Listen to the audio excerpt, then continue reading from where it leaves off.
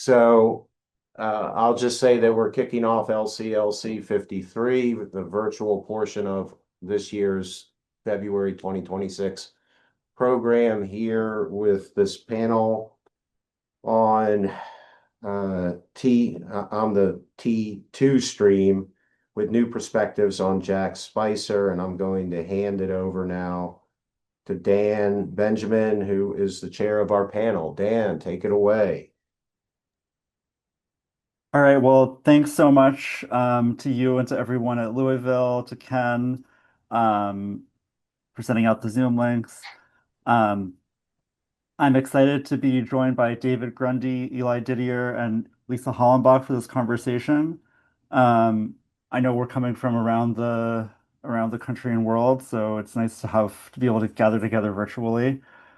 Um, okay, so I'm going to read the bios, and then if it's okay, we'll go in first name alphabetical order. So then I will go right after, followed by David, Eli, and Lisa. Um, okay, I'm going to start in the third person and switch to first person. Daniel Benjamin received his PhD in English and Critical Theory from the University of California, Berkeley. I organized this panel because with Kevin Killian and Kelly Holtz, I edited the Even Strange Ghosts Can Be Shared, the collected letters of Jack Spicer from Wesleyan University last year. I'm also the author of an afterword to Spicer's The Wasps from Spect Books. With Eric Sneathen, I co-edited The Bigness of Things, New Narrative and Visual Culture. With Claire Marie Stanchak, I edited Active Aesthetics, Contemporary Australian Poetry. And my academic articles have appeared most recently in Jacket 2 and European Romantic Review. I currently teach English at Abington Friends School in Jenkintown, Pennsylvania. Um, David Grundy, who we'll hear next, is a poet and scholar.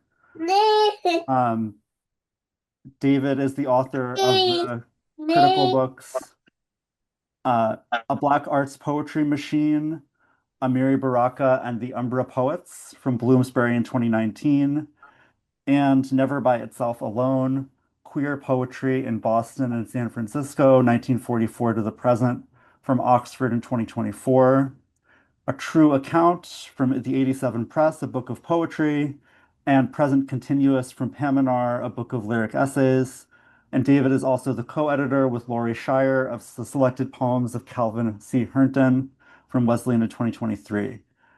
David runs the Small Press Materials and is writing a book on free jazz. Eli Didier is a PhD candidate at the University of Buffalo SUNY. He is currently at work on a dissertation that explores the relationship between theories and practices of translation and experimental poetics across 20th century American literature.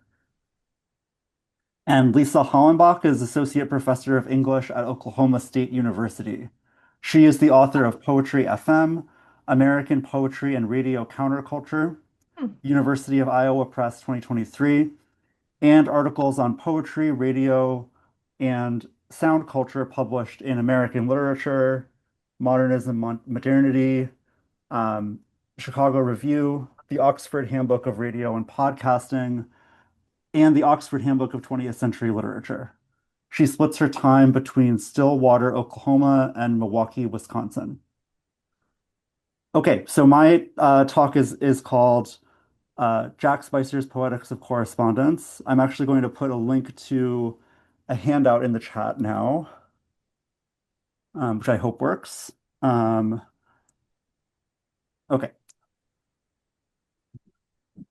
At the end of 1955, Jack Spicer was at a crossroads in his career.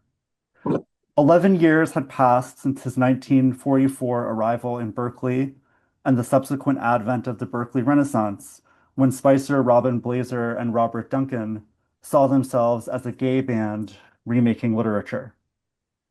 Fewer than 10 years later, in August 1965, Spicer would die of alcoholism-related causes. At the time of his death, he was a leading figure in the San Francisco Renaissance with new generations of poets circling around him. Halfway between, nearly in the exact center of his life as a poet, Spicer had come to New York. As he wrote in a letter, quote, I have written enough and completed enough so that I have the right to be fairly famous as a poet. I wish to claim that right. Spicer's time in New York did not go well. He didn't get along with the local poets and had a hard time finding work to make ends meet. So Spicer joined his Berkeley friend Robin Blazer in Boston, and Blazer helped Spicer get a job working at the Rare Book Room in the Boston Public Library. Here, Spicer's work included reviewing books for the library's quarterly, and one of those books was the new Variorum edition of the poems of Emily Dickinson. Spicer's review essay pays particular attention to the problem of distinguishing between Dickinson's letters and Dickinson's poems. One of the most difficult problems of the editor has been the separation of prose from poetry, Spicer writes, because Dickinson would, quote, often spread out her poetry on the page as if it were prose, and even at times indent her prose as poetry. Though editors were forced to make sense of what Spicer describes as Dickinson's orthographic chaos, Spicer argues that ordering this disorder obscured the poet's generically innovative intentions. And here's a quote that's on the handout. The reason for the difficulty of drawing a line between the poetry and the prose in Emily Dickinson's letters may be that she did not wish such a line to be drawn.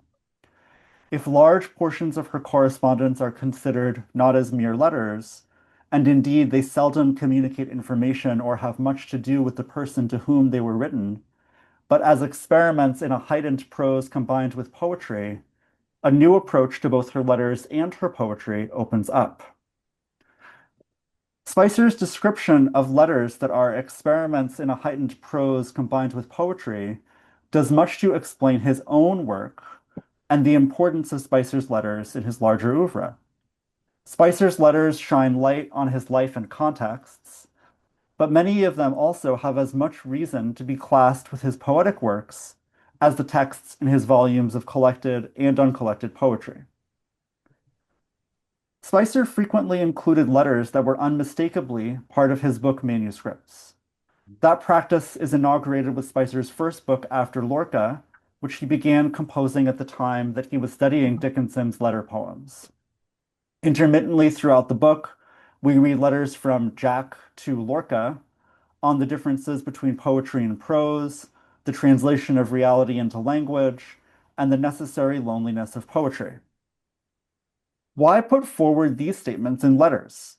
And what's more, in letters that would require a mystical connection to reach their addressee, given that Federico Garcia Lorca had been dead since 1936.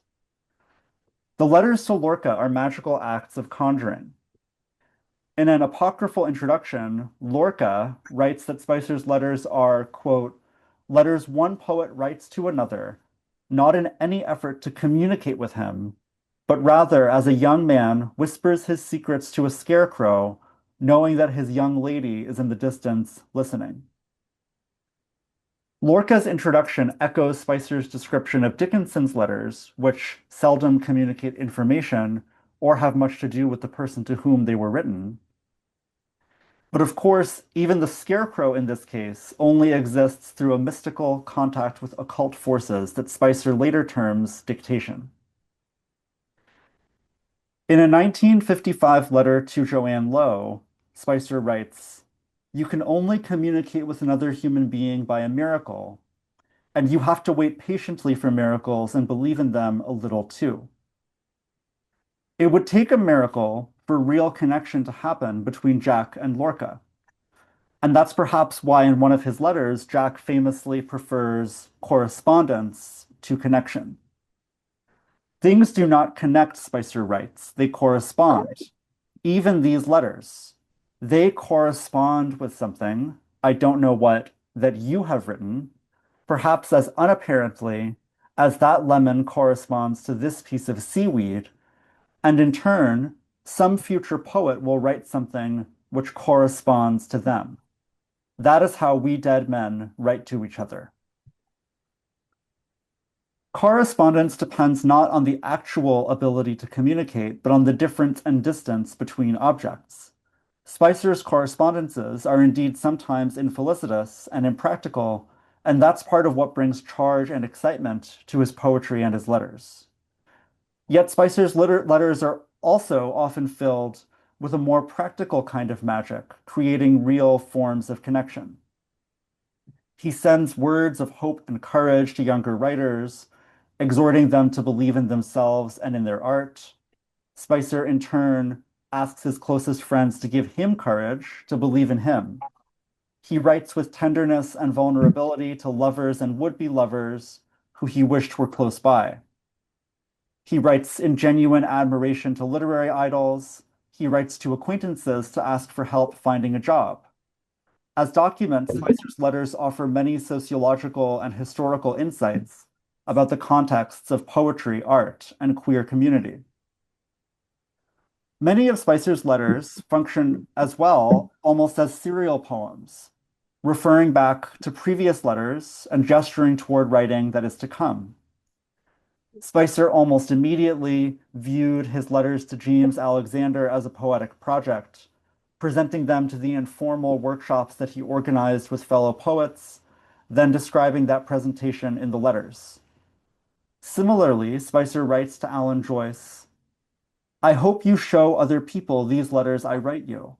They are personal letters for you, and they are also public letters.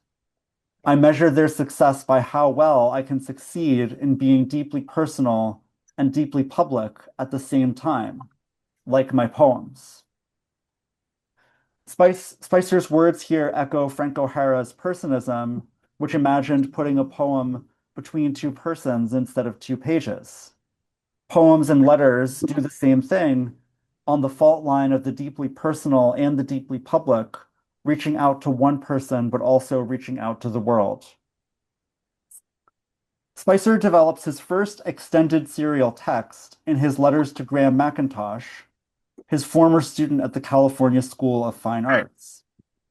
Beginning in 1954, Spicer wrote 3 times a week to Mac, who was drafted into the Army and stationed at Fort Ord. In one letter, Spicer theorizes the relationship between embodied interactions and the miraculous world of correspondence. Spicer had recently seen McIntosh in San Francisco while Graham was in town on a brief leave. This is on the handout as well. Dear Mac, on the day after I've seen you, it always seems that I could write a letter to you that could go on forever. Your image is restored to me. What, after 3 weeks of absence, had become a shadowy Graham, a Graham not very far removed from my merely talking to myself, has become a real Graham, a Graham made of flesh and tears. But not completely. The Graham I played chess with yesterday is not the Graham I can play chess with at any time I choose. He was a temporary Graham, realer than the shadowy Graham that I play chess with every day in my imagination, but not as real as the Graham I hope for, the Graham unrestricted by time. There were so many things I couldn't get to say to you, for of course I was only the half-real Jack, the Jack who was only a little better than a letter. Things about hope and courage. This overtime period is extremely important. You lost the game in an overtime period, remember, by the closest of margins. But when I tried to give you words of hope and courage, they would stick in my throat. I guess because in the last analysis, we can't give hope and courage to another person, only those things which hope and courage are based on. After you left, someone gave me a kaleidoscope too. It will give us a sort of a new connection. When I look into it, I can imagine that you may be looking into yours, and that we may be seeing the same pattern. Of course, the army, which hates kaleidoscopes because their patterns cannot possibly have numbers, will probably confiscate yours. But if they don't, we may be able to work out some method of communication with them, looking into them at the same time, and your pattern answering mine or something like that. Kaleidoscopes are also good for telling fortunes. Ask it a question and look into the tube. Then it becomes just a question of interpretation. This letter has been the most painful to write of any. I guess you became realer to me this leave. And I can hardly wait until you start becoming unreal again, and I don't feel the pain of your pain. Yet the pain is worth it, and curiously mixed with pleasure. And I have the curious feeling that the permanent Graham and the permanent Jack will be playing chess together sooner than either of them realize. Yours, Jack. In this letter, several Grahams and Jacks appear and interact. The shadowy Graham, a Graham not very far removed from talking to myself, is opposed to the real Graham, a Graham made of flesh and tears. But then in the next sentence, Spicer undercuts the opposition between the reality of flesh and the unreality of letters. The Graham of flesh is a temporary Graham, unlike the Graham that Spicer can conjure in letters every day in my imagination. The Jack of the letters, too, might be something more than the half-real Jack, and he can pursue a romance of correspondence in a way that the half-real Jack in person could not. On the one hand, the imagination is nourished by the visit of the real Graham. On the day after I've seen you, it always seems that I could write a letter to you that could go on forever, Spicer begins. But the endless letter is also an endless deferral. The imagined togetherness continues, delaying any return to actual togetherness. The reality of imagination triumphs over the reality of what can be seen and touched. The letter that could go on forever goes alongside other figures for continuing impossible utopian community in Spicer's writing. The passage directly echoes the conclusion of Spicer's earlier poem, Psychoanalysis and Elegy. Quote, I am thinking that a poem could go on forever.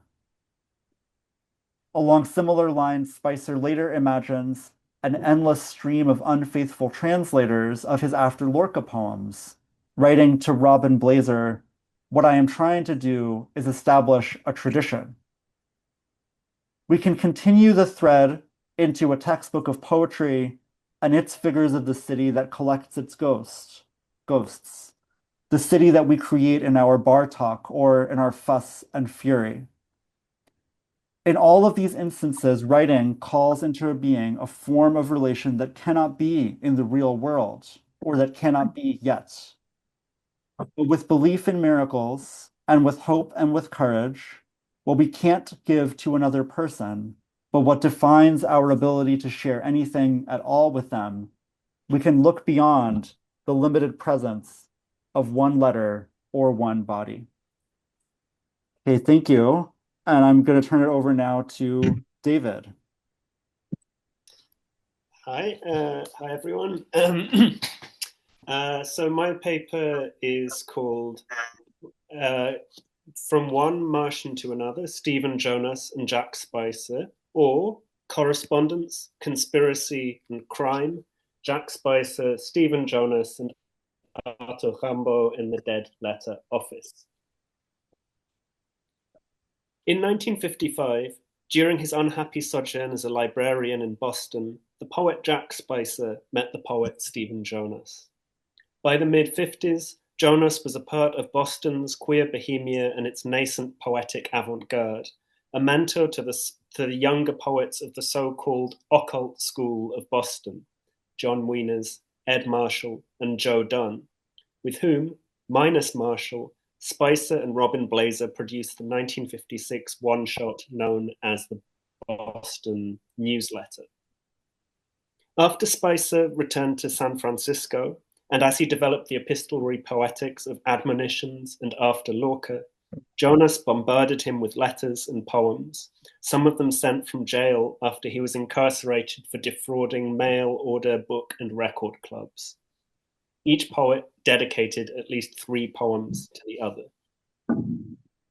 Born, perhaps, African-American in Georgia, raised, perhaps, by a white Protestant family in Massachusetts, initiated, perhaps, into the art of man-to-man love by the son of a New York Quaker, Jonas was fond of providing elaborate origin stories, which scholar David Rich terms anti-biographies. Kristen Ross uses a similar phrase to describe Arthur Rimbaud's A Season in Hell, which she calls the world historical prose poem as anti-autobiography. Along with vagabondage, which sometimes landed him, like Jonas, in jail, correspondence was one of the only ways the teenage Rimbaud could keep track of Parisian literary and political trends from his provincial hometown of Charleville in the Ardennes. Like Spicer's letters to his beloveds and the poets of his circle, and Jonas's to his mentee, Ed Marshall, Rimbaud's letters are crash courses in poetics, prophecy, puerility, and petty crime. They are also the place where, perhaps even more so than in his actual poems, he set out a poetic program many are still trying to realize. In the May 1871 letters written in the wake of the Paris Commune to his former teacher Georges Isambard and to poet and publisher Paul Demeny, known as the Letters of the Seer, we find a potted history of verse, statements of revolutionary sympathy with the soon-to-be-defeated Commune, and a series of resplendent phrases. I is another, the rational derangement of the senses, never work, later emblazoned on the walls of Paris as revolutionary slogans during May 68. An inspiration for the poets of the Boston occult school, Rimbaud was also a figure ripe for Spicerian correspondence. In 1962, Spicer included a fake novel about the life of Arthur Rimbaud in his book The Heads of the Town Up to the Ether. Spicer's textual Rimbaud is an infant born in the post office of Charleville, mailing letters to the future he cannot himself understand.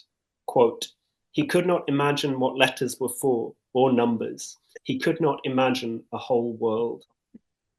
In 1871, the liberal teacher Georges Isambard cannot receive what Rimbaud writes him.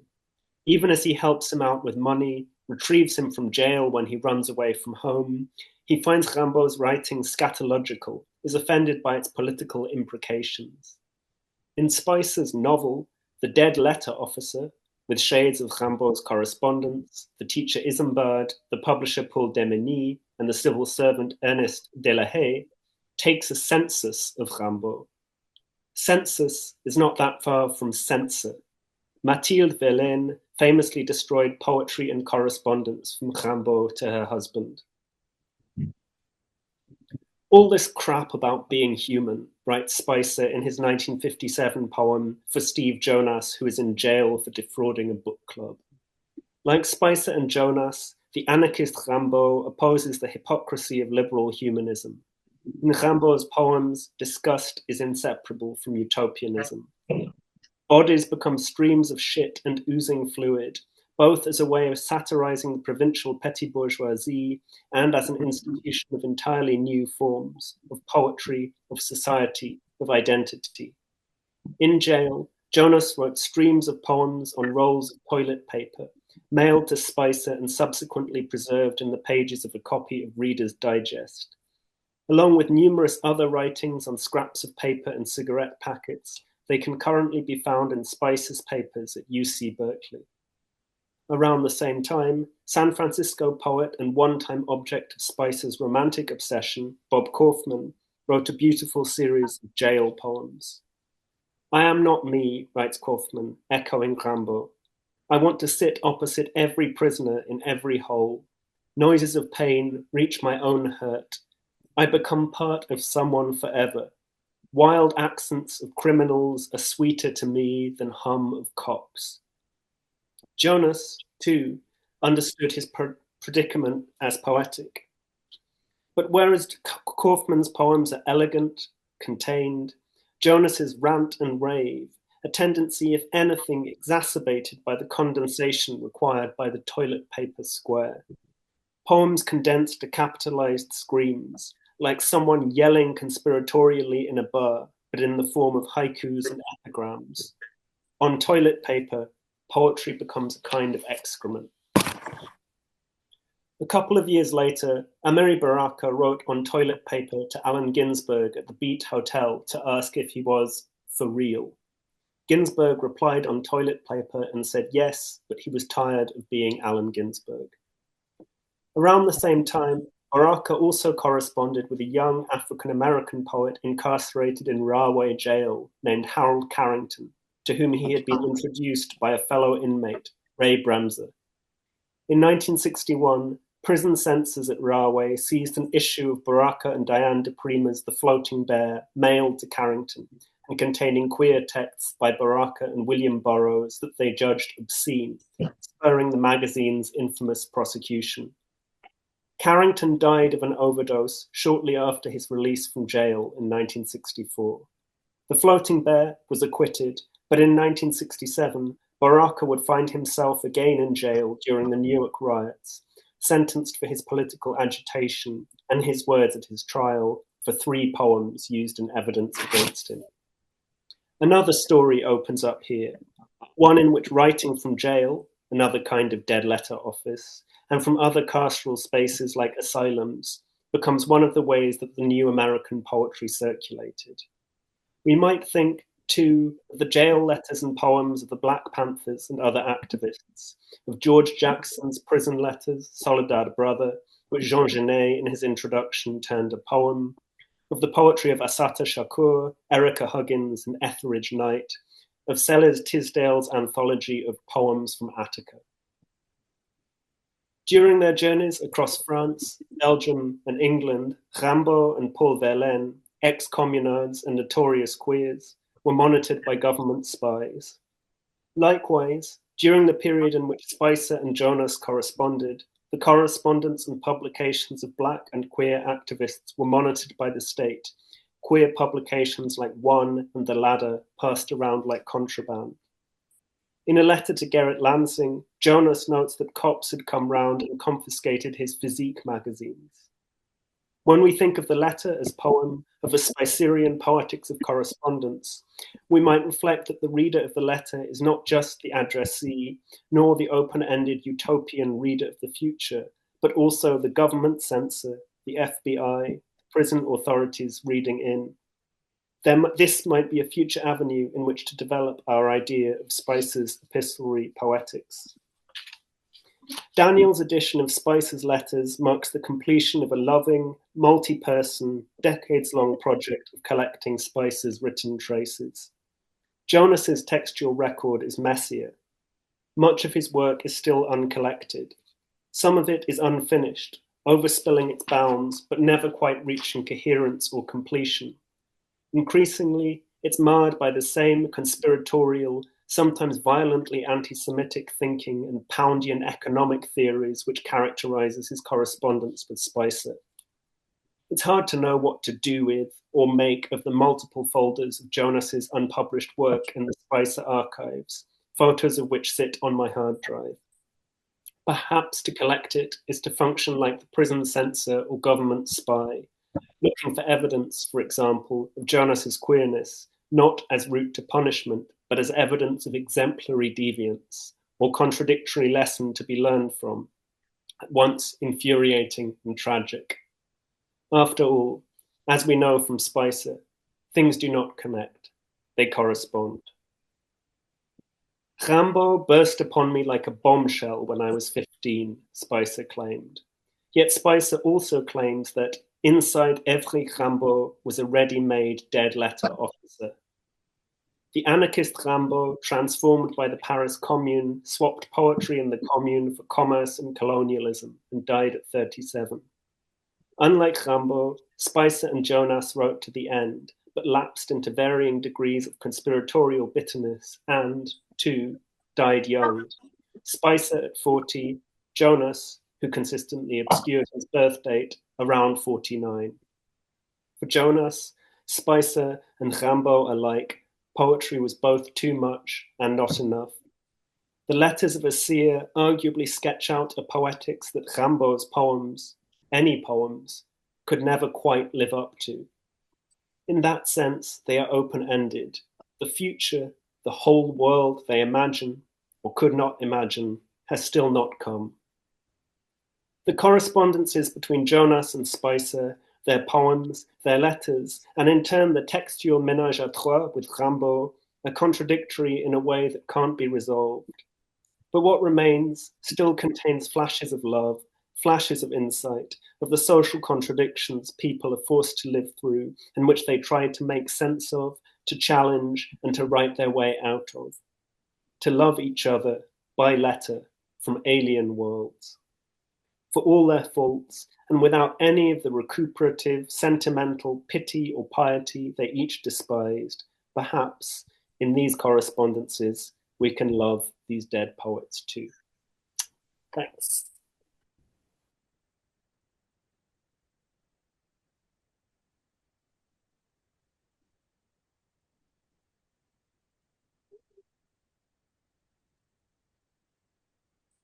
I guess I'm next then. So my paper is called The Ghost and the Machine, Jack Spicer's Dictation as Decomposition. So in a series of lectures given in Vancouver and California just months before his death in 1965, Jack Spicer delivered or disowned much of the poetry he wrote over the course of his life. He instead attributed his mature work to the machinations of spooks and Martians. These, he claimed, were forces outside the poet that worked to arrange the intellectual furniture of his mind. Quote, your memories, your language, all of these other things which are yours, which they rearrange to try to say something they want to say, end quote. Spicer calls this structuring form dictation, a process of listening for and presenting alien messages that have been encoded with the poet's own psychic material.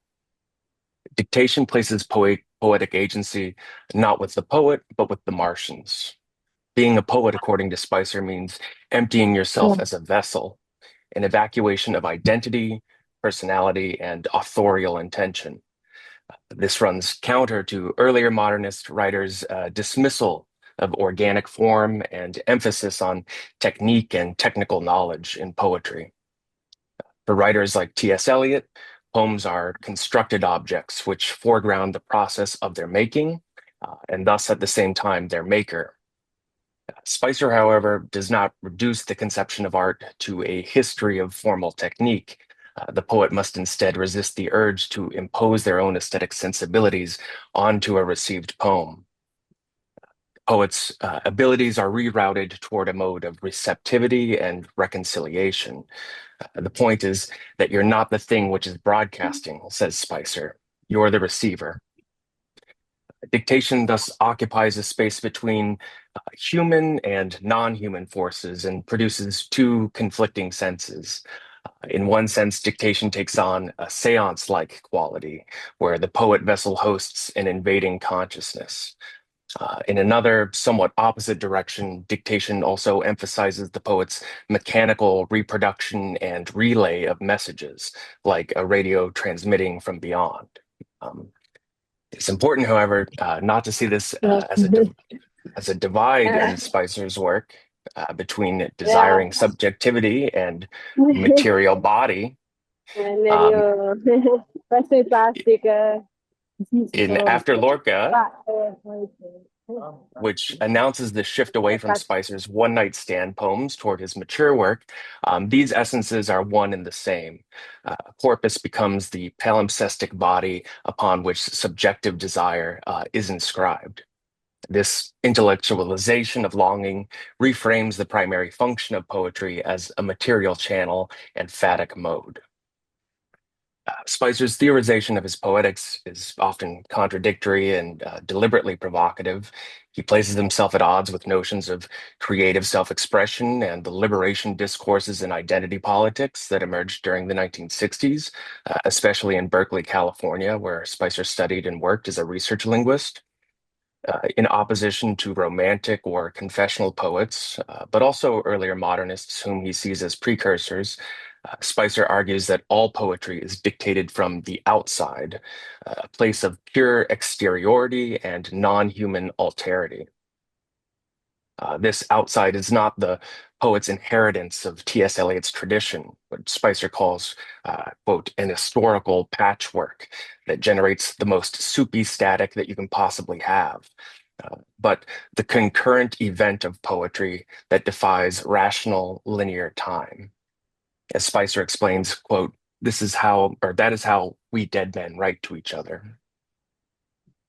In this way, Spicer is more closely aligned with Ezra Pound's concern with transmitting the immediate impulse of the past through translation, rather than quoting it from a temporal distance.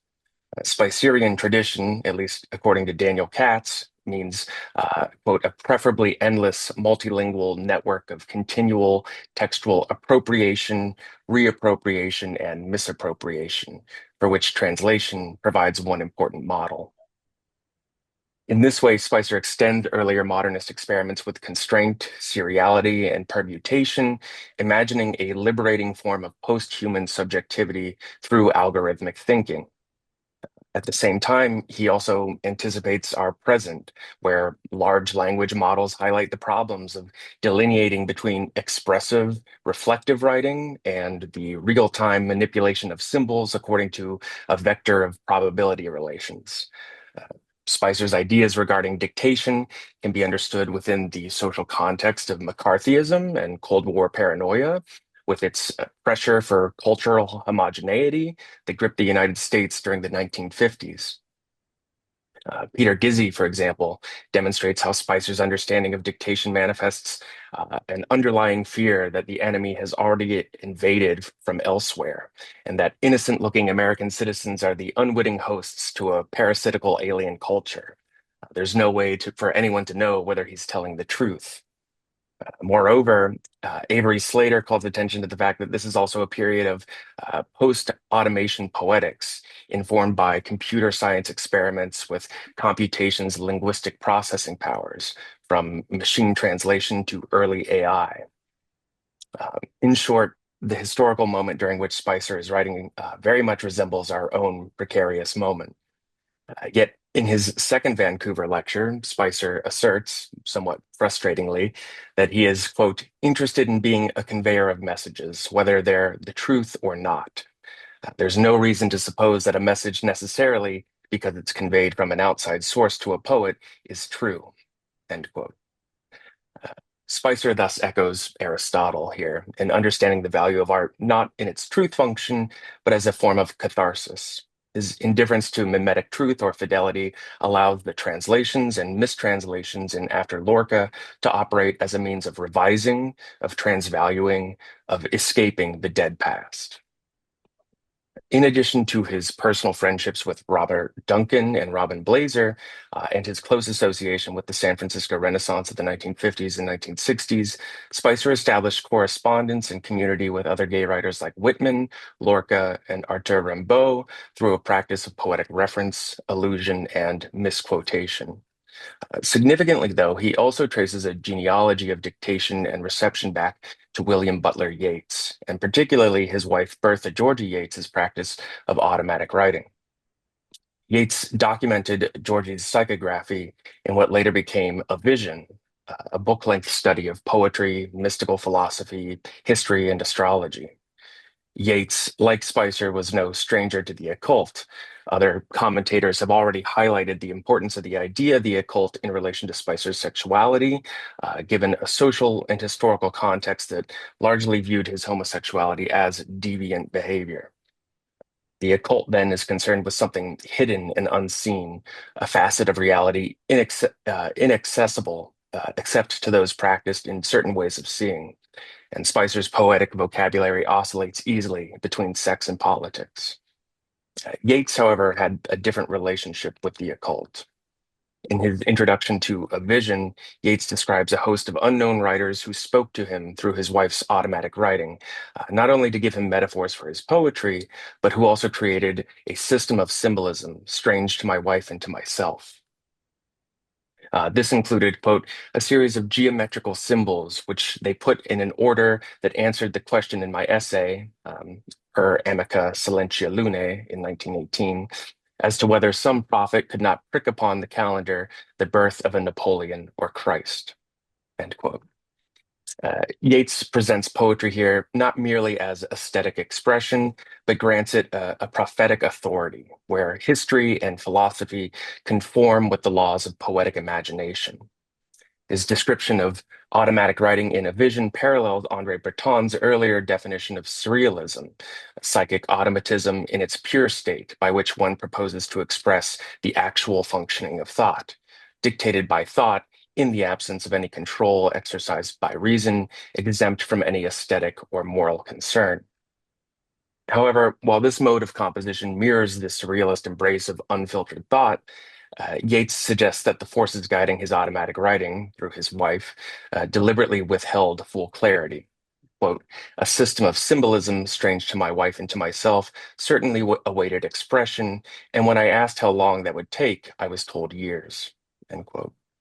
He later claims, quote, though it was plain from the first that their exposition was based upon a single geometric conception, they kept me from mastering that conception. Nevertheless, Yeats does seek mastery of this difficult symbolism. He produces a second version of A Vision in 1937. The first was self-published in 1925, because, as he writes, I had misinterpreted the geometry, and in my ignorance of philosophy failed to understand the distinctions upon which the coherence of the whole depended. Yeats's aim, then, is to return the unrestricted language of the other back to logos. In essence, Yeats's project is one of hermeneutics and translation, which is predicated on the technical knowledge to discern between signal and background noise, and to transport or transcode this meaning into another logical semiotic system. For Spicer, however, modernist values of difficulty give way to postmodern notions of opacity, where language, identity, and truth are resistant to complete understanding.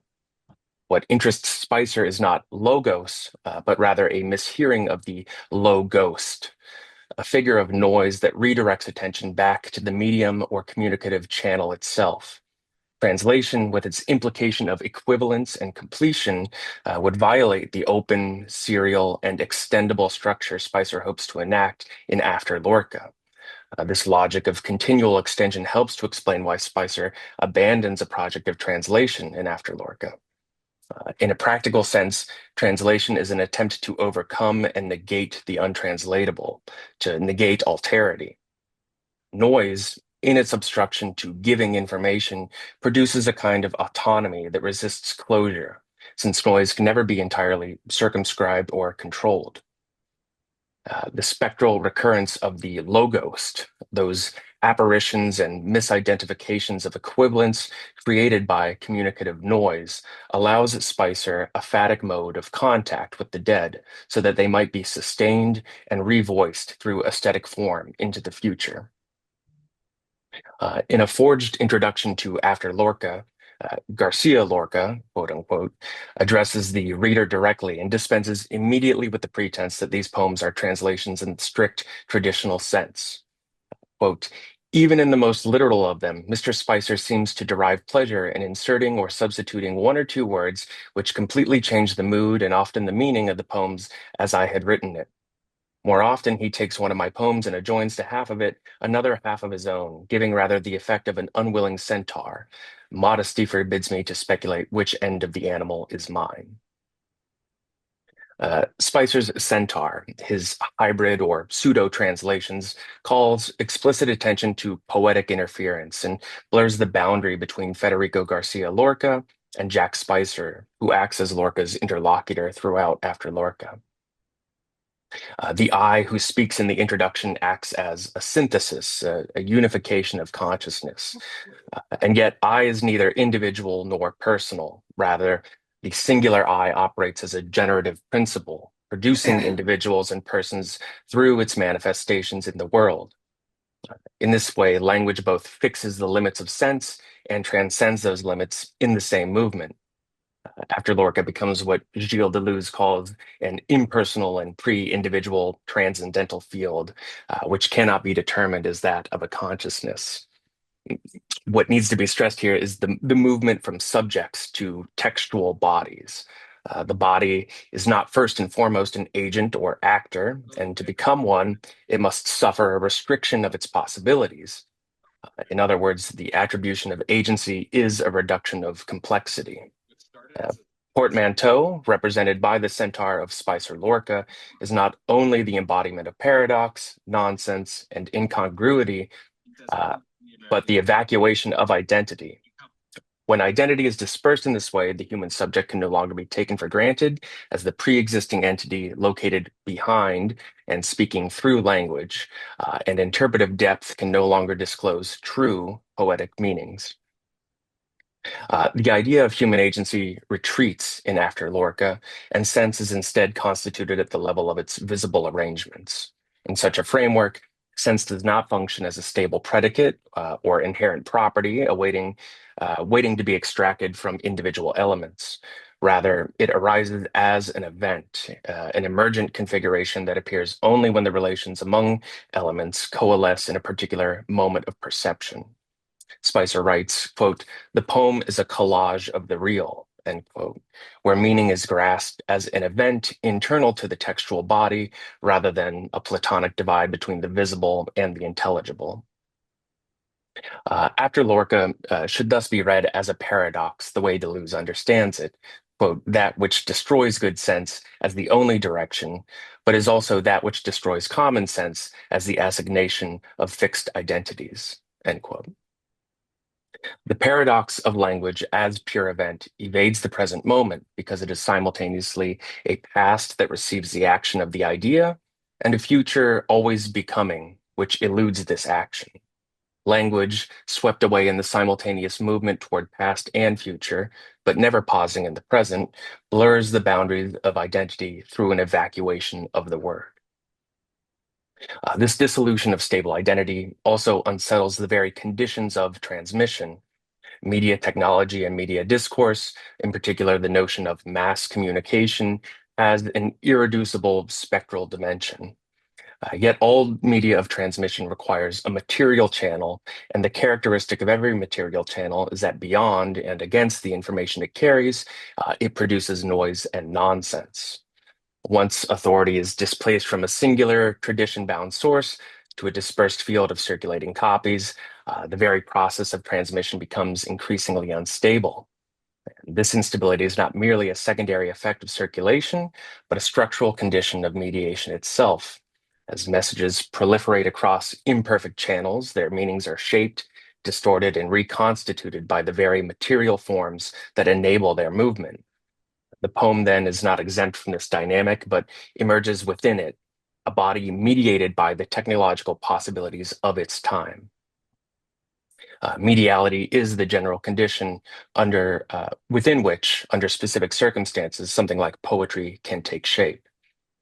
Poetry's character will therefore change historically according to the material and technical resources at its disposal, as well as according to the mental resources at a receiver's disposal, the mental furniture that alien outsiders are able to arrange in the mind of the receiving poet.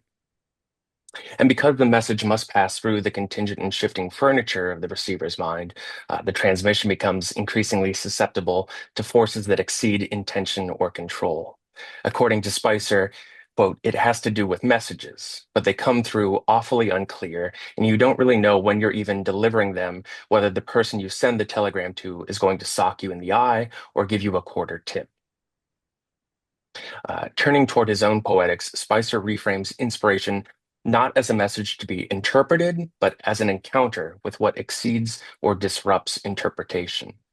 When Spicer writes, "I would like to make poems out of real objects," he identifies that which resists symbolization entirely, what cannot be captured in language.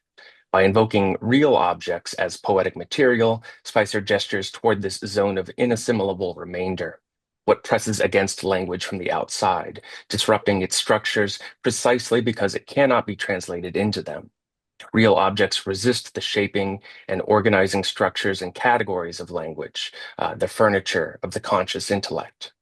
For Spicer, words are what sticks to the real. Poetry is not a univocal transmission, but something closer to a multivocal complex or web, a network of associations as texts that, in their infinitely broadened horizon, can arrest and preserve the inassimilable remainder, which is the pure word. Disclosure of the pure word for Spicer is a form of decomposition that paradoxically highlights the vitality of death. In a chapter of Radio Corpse titled Cryptesthesia, Daniel Tiffany persuasively argues that the whole project of Pound's imagism, in its search for the real, should be viewed as a deconstruction of death in poetic language, whereby the distinction between the living and the dead becomes increasingly incoherent and ripe for exploitation in the realm of politics. Spicer both follows and complicates this deconstructive project. For Spicer, poetry of real things must necessarily operate through a correspondence theory of translation, while using the communicative channel of dead language, something Pound disdainfully equated with rhetoric as imagism came to dominate his poetics. For Spicer, like Pound, there are no dead languages, since the past is continuously made present, renewed, re-embodied. Through this continuous re-embodiment, real objects must correspond, however indirectly, and are not limited by the linguistic formalism of a direct word-for-word exchange. Spicer recognizes that communication is not an external supplement, but a constitutive aspect of production itself, and poetic practice must determine and negotiate its own channels of address.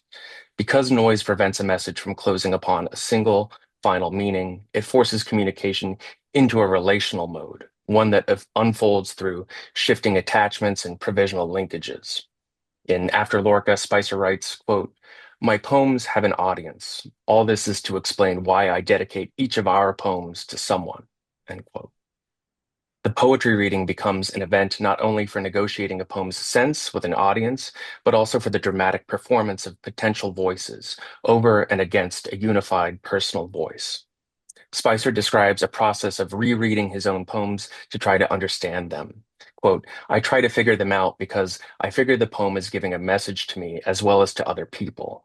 I read them out loud and try to get what bothers people about them," end quote. Spicer deliberately provokes argument and dissent as a form of community building.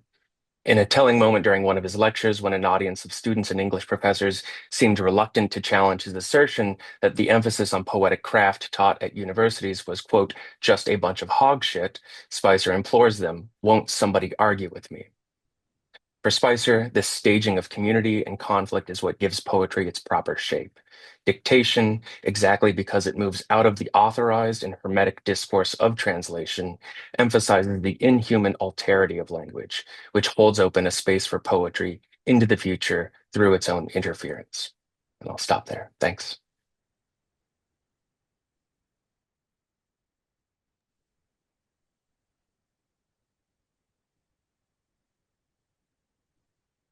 Hello, thank you. I'm Lisa. Hopefully you can see my slides here. They really just have quotes on them. Thank you, Daniel, Eli, David. Really wonderful to hear these talks. And I think there are some really interesting correspondences that might emerge between our papers. Yeah, so my talk is titled Dead Letters. And I'm wondering if a conference paper delivered on Zoom is a dead letter. How could it be anything but? I'll speak mine into the ether all the same. So I'm going to start with an epigraph from the letters. This is Jack Spicer to Russell Fitzgerald, published in both the New Collected Letters and in the Uncollected Poetry and Plays. Quote, "I would like to include a slice of the black green of the bay in the letter, and the noise of the seagulls who seem to know it's going to rain again, and the smell of the dead bullheads on the pier. They've been running lately, and neither seagulls nor cats will eat them. And my love for this beautiful place, and for you, who are not in this place. But the U.S. mail does not include bays, or seagulls, or bullheads, or desires." It's a good time to be a Jack Spicer fan, which still feels to me like being part of a secret poets club, even as the readership for Spicer's work has never been larger. The past few years have seen the publication by Wesleyan University Press of Be Brave to Things, the Uncollected Poetry and Plays of Jack Spicer, a new edition of The House That Jack Built, Jack Spicer's Lectures, and the long-awaited Even Strange Ghosts Can Be Shared, the Collected Letters of Jack Spicer, for which we have Daniel Benjamin to thank, as well as Kelly Holt and the late Kevin Killian. Together, these new editions complement My Vocabulary Did This to Me, the collected poetry of Jack Spicer, bringing into print the fullest picture of Spicer's work that anyone has had outside of the archive, and heralding what promises to be a new era in Spicer's reception. As Spicer's editors well know, there's an irony to this collective effort to secure Spicer's legacy through publishing, on a university press, no less, given his ambivalences about publishing, copyright, and academic institutions. Indeed, the publication, or as Daniel Katz calls it in a generative reversal, the unpublishing, of Spicer's collected letters and uncollected works encourages a critical reassessment of Spicer's epistolary poetics, in which letters carry poems and poems carry letters in and outside the usual circuits of literary publication, and toward their inevitable dead end. At a moment when Spicer is being revived once again for a new generation of readers, I find I want to return to the dead. More specifically, I want to return to the trope of the dead letter in Spicer's work, the misdirected letter, the letter without an address, the intercepted letter, the purloined letter, the encrypted letter, i.e. the letter written in Martian, the letter to the dead and the letter written by the dead, the destroyed letter, or the letter hung up on the wall for all to see and none to see, the letter that is really a mirror or a passageway to hell, the dead letters of some new alphabet, the dictated letter transmitted by radio signal to a burnt-out receiver, the bureaucracy of the dead letter office and its ghostly subordinate clerks. You can substitute poem for letter in each of the previous. A personal aside, number 1. As I was writing this, a friend messaged me to let me know that a card they had sent to me had been returned to sender.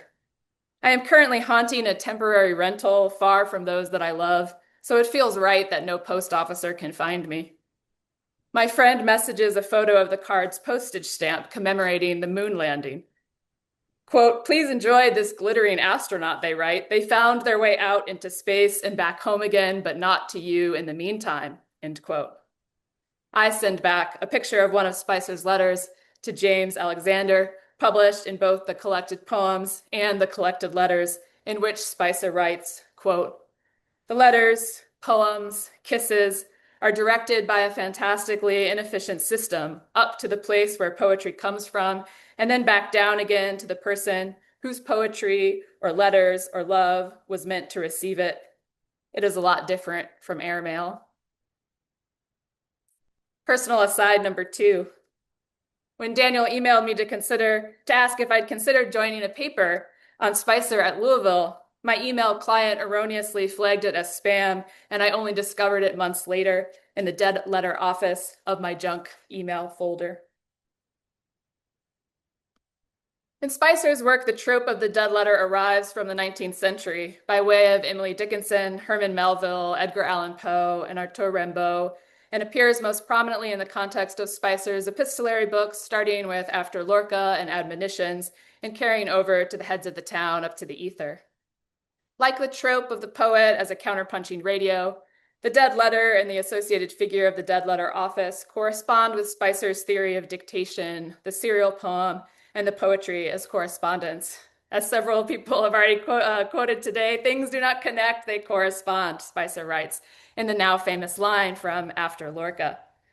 As Kelly Holt observes in her analysis of Spicer's correspondence and post office puns, the holy office of the poet is to serve as just such a medium of correspondence between mortal and immortal realms, between time, place, object, and language, and between gay writers in an unacknowledged queer poetic tradition. But the poet as post officer always risks becoming an officer of dead letters, unable to pull off the magic trick of facilitating unlikely correspondence and unlikelier kisses. And what hope for poetry can be found there? As Melville's narrator in Bartleby the Scrivener laments upon hearing the rumor that his deceased clerk once held such a position, quote, "Conceive a man by nature and misfortune prone to pallid hopelessness, can any business seem more fitted to heighten it than that of continually handling these dead letters and assorting them for the flames," end quote.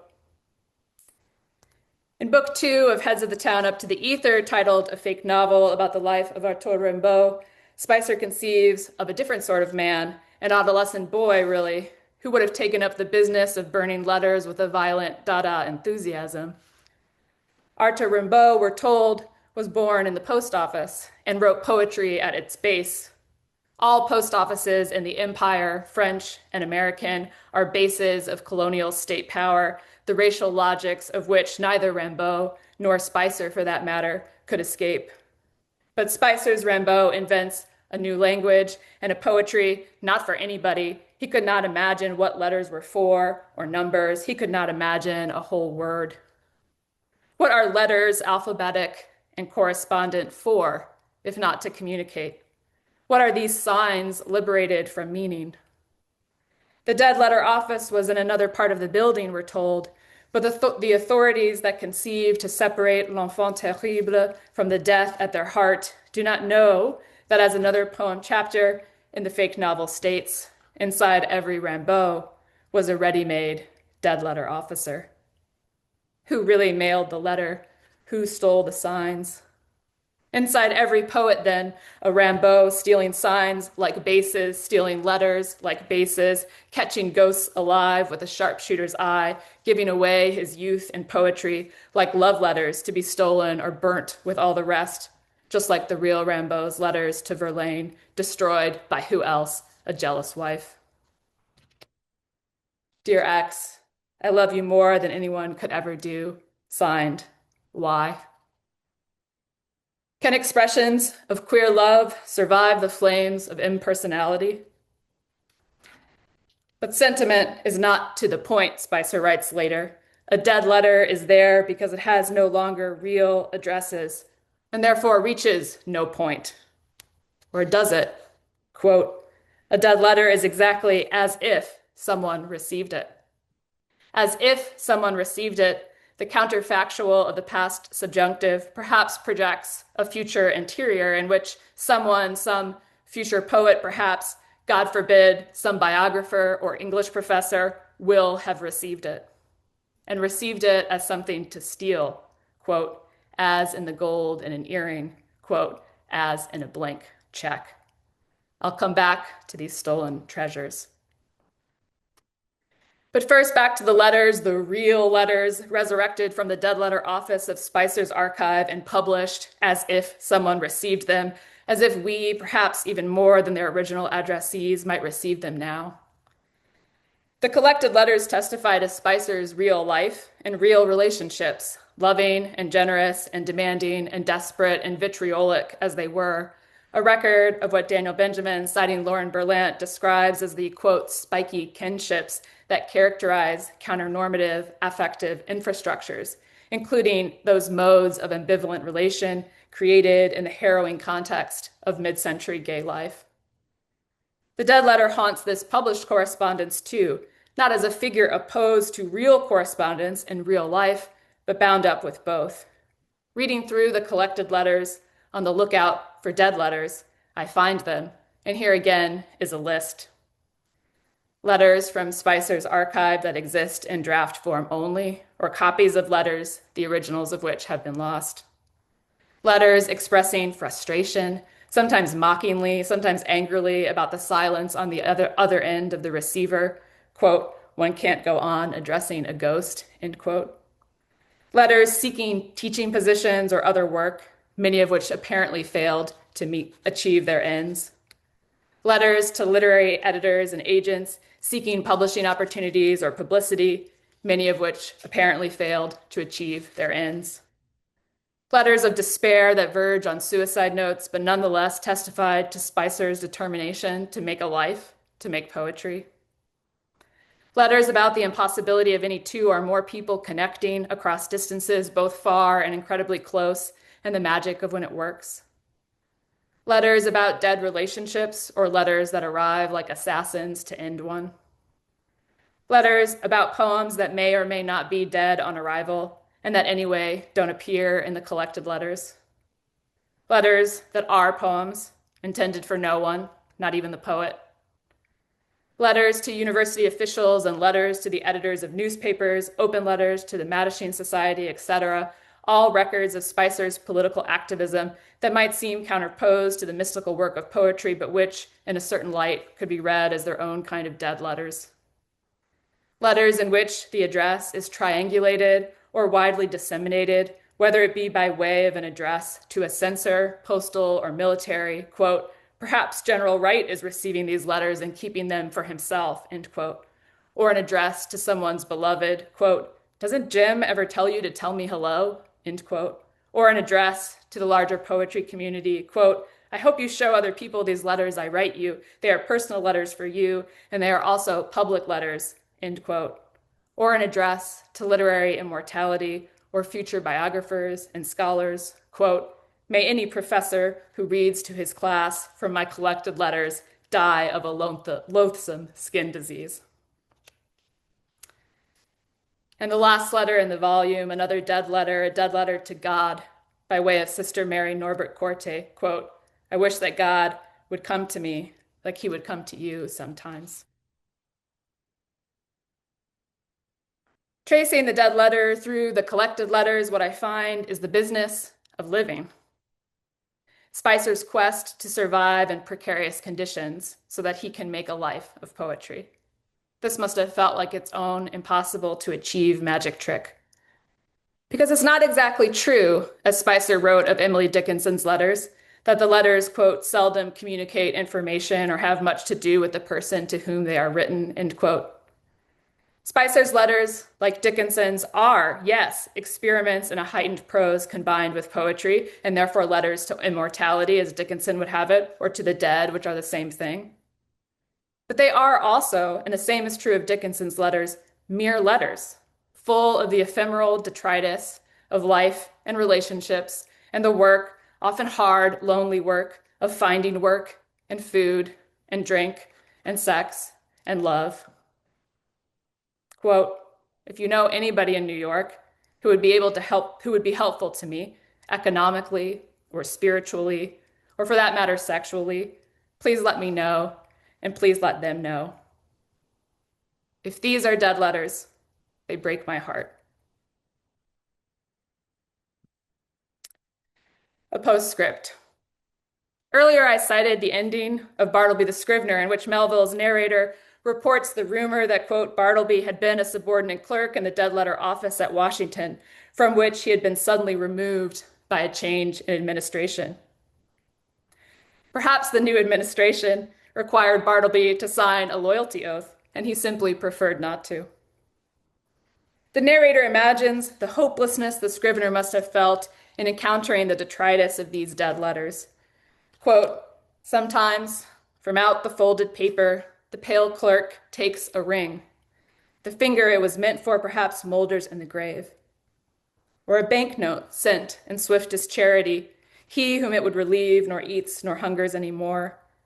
Pardon for those who died despairing, hope for those who died unhoping, good tidings for those died stifled by unrelieved calamities. On errands of life, these letters speed to death. Ah, humanity. But imagine, instead, that the ghostly clerk takes the gold ring, the banknote, the pardon, and the hope that structures all communication on the speedy journey to death. They were not meant for the clerk any more than Spicer's letters were meant for us, or were they? But in them we might yet find hope as real and unreal as a gold ring to pawn or a check to cash, stolen from the base of power, and from which one might yet hope to make and queer a life, a language, a correspondence across time and place. As Spicer writes in one of the poem letters to James Alexander that I cited earlier, quote, if you don't have money for the money order, why not send me the pawn tickets? I have money for a few months, and I will send you pawn tickets with the equivalent of a watch and a typewriter upon them. The real pawn tickets are the letters. Love, Jack. Thank you.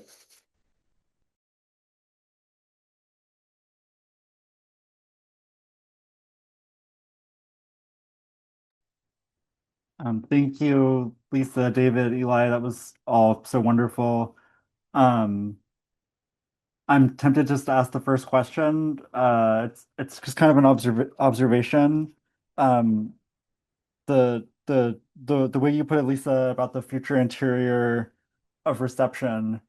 Um, I'm just kind of putting together things from the different talks and trying to I think there's a question in here, but it might just be an observation inviting all of you to comment back. But um, I'm wondering about whether if that the kind of darkness of that future interior at this moment perhaps um wondering whether the future interior of reception is the government censor that David you were talking about, um, and whether the kind of question about like whether in collecting the work of a fugitive writer, are you foreclosing the fugitivity that comes when the letters are dead, right? When they are passed on toilet paper or um, through jail, the mail in and out of prison, or the mail in and out of a military camp. Um, and then Eli, I'm just kind of t t thinking about your comment that Spicer is gesturing towards a kind of algorithmic thinking and large language models, which I hadn't thought about before. But I mean, it fits interestingly with some other things in Spicer that so it's clicking for me. But um, I'm wondering, like at this moment, when all writing is opening up to this kind of algorithmic future that isn't necessarily a kind of generative poetic one, but one of more social control. Um, so yeah, I guess maybe my question is about like what are the reading practices that we are all trying to create that are not the being the government censor, um, and if is it I mean yeah, I mean that's I'll stop there.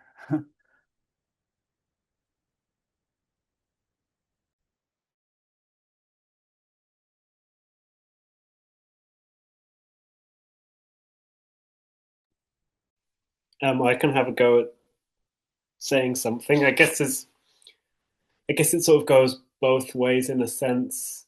If you think of someone like, say, George Jackson or other writers writing from prison, the letter becomes the way that the prisoner is heard in the outside world, even as it could also provide evidence to be kind of convicted, and then it becomes like the testament or legacy. You know, this letter that Ulrike Meinhof wrote from prison, for example, or the fact that, you know, the Claude McKay poem, If We Must Die, was found among people who were killed at Attica. So there's a way that kind of this address to the future is also, you know, I'm trapped in prison, maybe I'll die in prison. And, you know, George Jackson and people at Attica did die, but then it also looks to like an abolitionist future as well. So it's kind of, it's always negotiating the censor, or as of now, various kinds of digital data extraction and gathering, but it's also imagining a future that wouldn't just be governed by that, I guess. So it's a kind of double movement.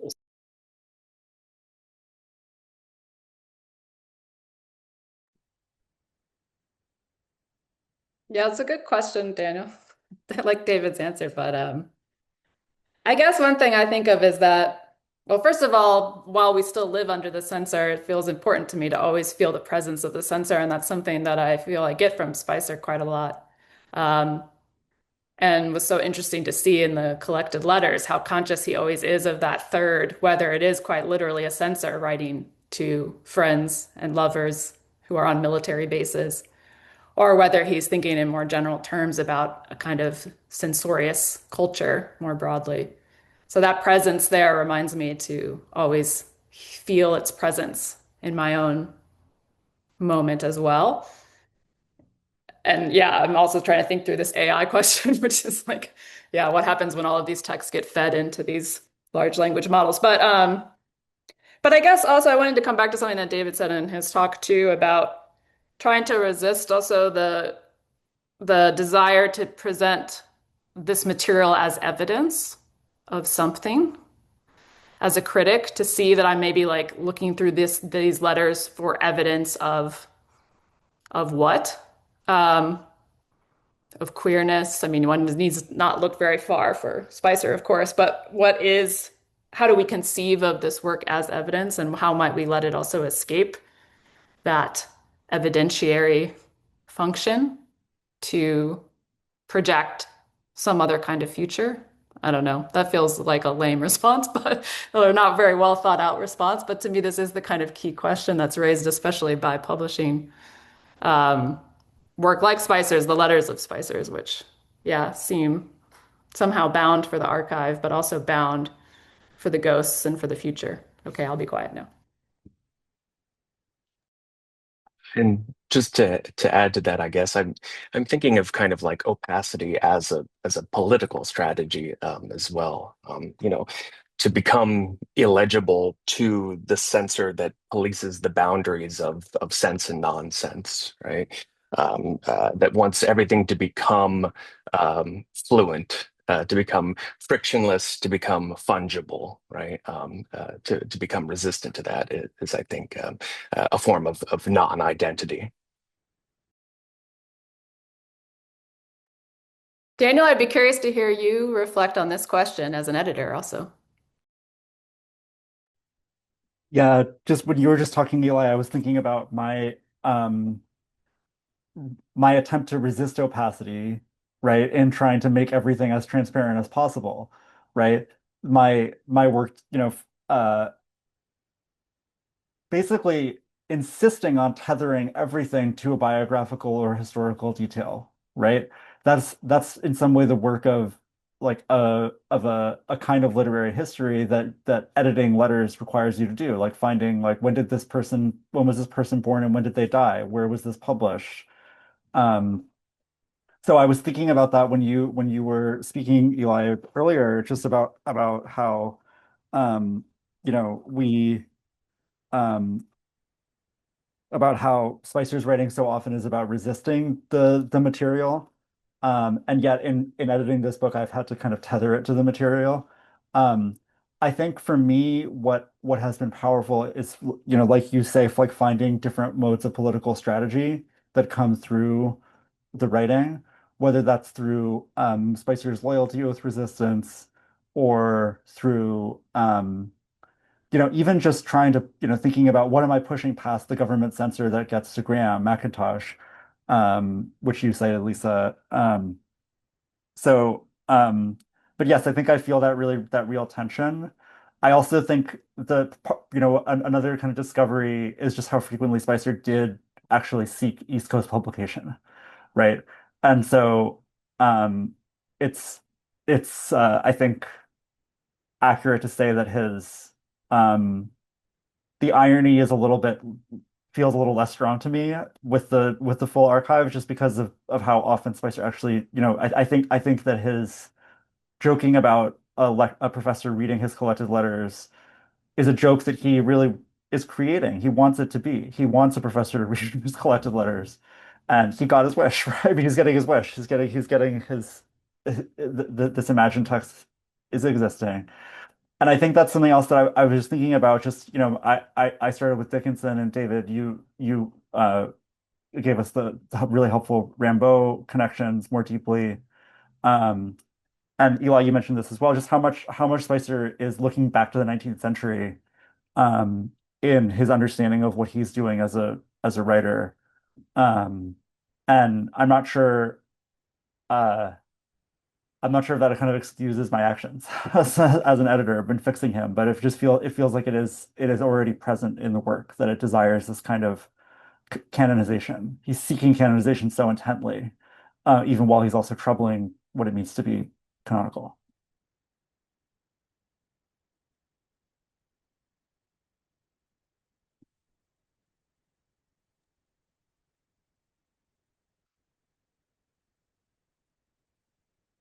Daniel, can I ask a question? Hi. Hi. Eli, I was just wondering, you mentioned translation a little bit and large language models, algorithmic thinking, Spicer's relation to artificial intelligence. I'm just wondering, now that we have this thing, do we need translation anymore? Like, can we just, now we have this outside and we can plug anything into it and get anything we want? And I don't know, how would Spicer feel about that based on his ideas? Yeah, no, I that's something I try to think a lot about. Do we need translation anymore?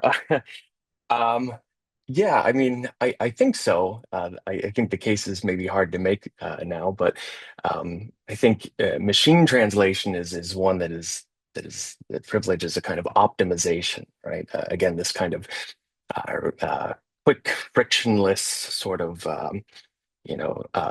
sort of flattening out of language. As Benjamin says, though, there's always something added and simultaneously lost in that movement between languages, right? And I think the value of thinking about translation, at least, is thinking about what is that thing that's being added and lost when we make that movement between languages, between semiotic systems, between whatever, right? And to not lose sight of the fact that there is a kind of cultural logic at work behind that, right? And this sort of like the assimilation of the other, right? Making it safe by sort of like bringing a foreign text into the target text and things like that. So yes, machine translation is great at sort of creating equivalence, but we should always, I think, foreground that idea with the idea that this is always a constructed equivalence, and what does that leave out?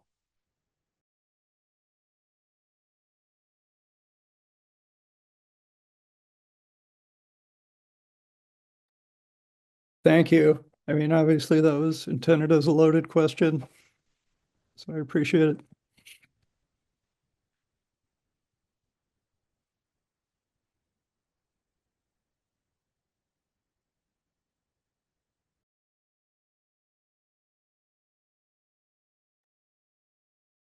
And I want to thank everyone. That was wonderful, really provocative, interesting stuff. Well done.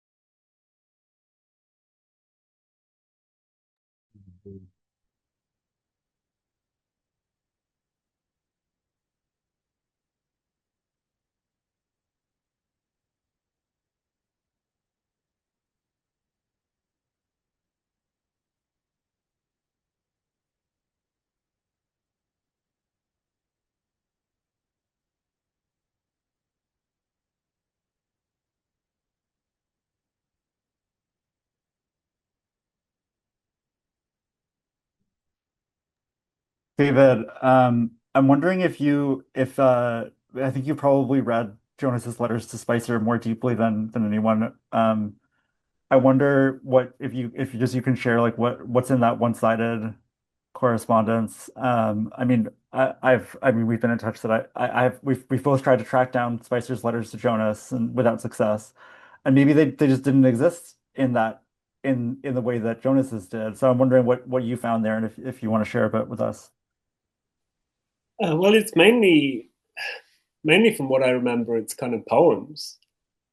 So in a sense, it doesn't read as a correspondence as such, partly because of the lack of Spicer's letters, but also I can't really get a visual on.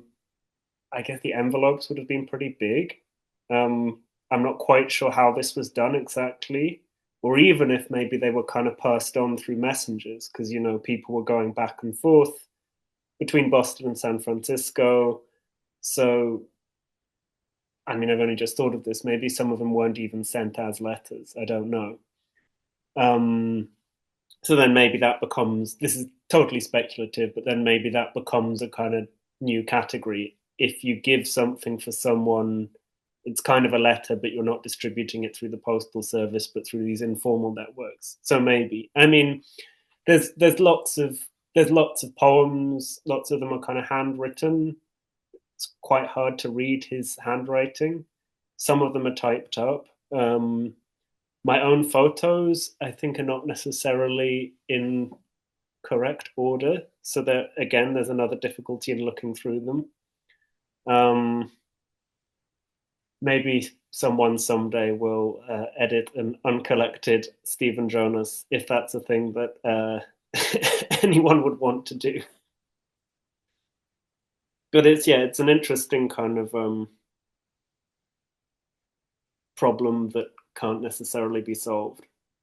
so in a sense, it sort of leaves something open. There's always like an outside to Spicer's work, even with all this fastidious editorial work that you and others have done. It's like something escapes.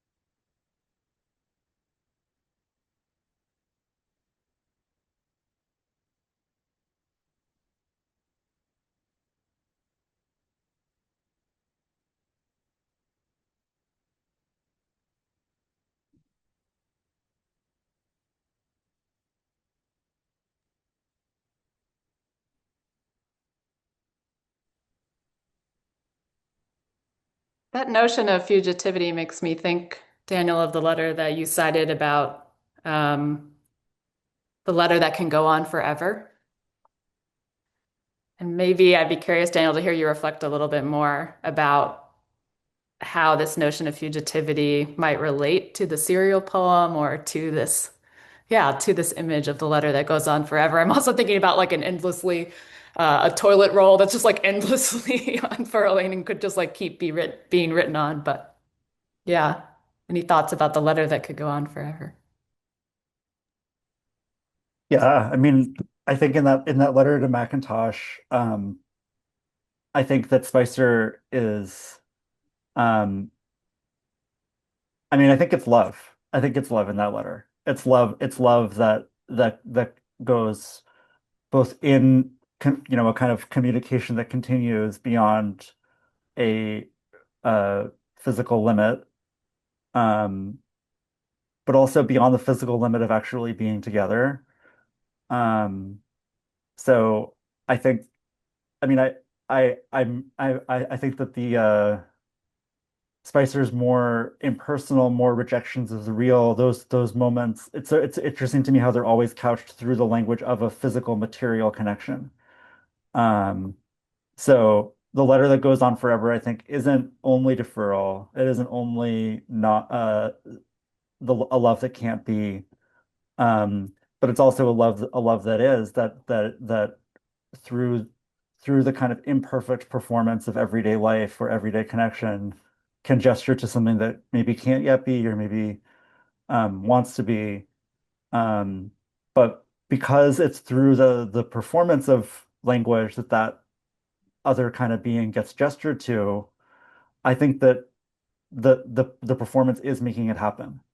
Um, so I suppose I'm less negative than Spicer perhaps is about the possibility of love, the possibility of connection. I think that um, overall his work to me is a testament of community, not a testament of its failure.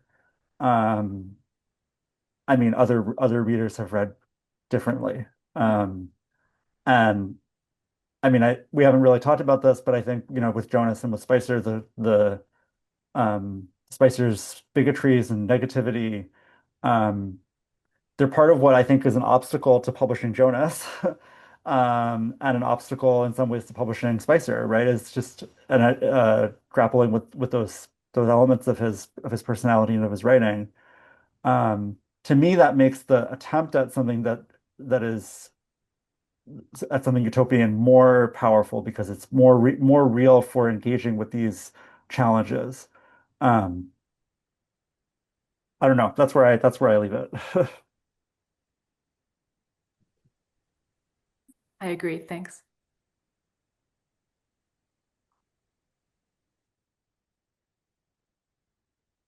So I think we're at our time. I just want to invite anybody who hasn't spoken, has a question, if anyone wants to ask something or write something in the chat before we wrap up.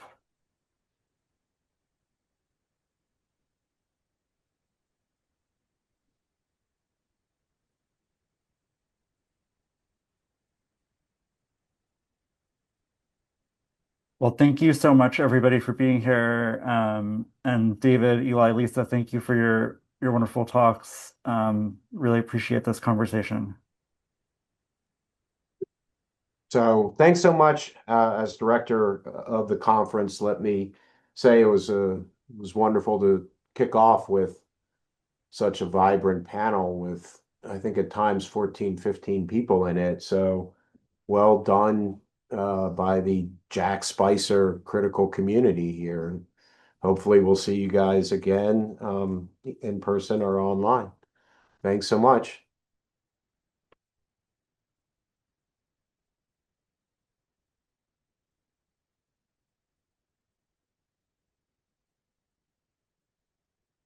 Mm-hmm.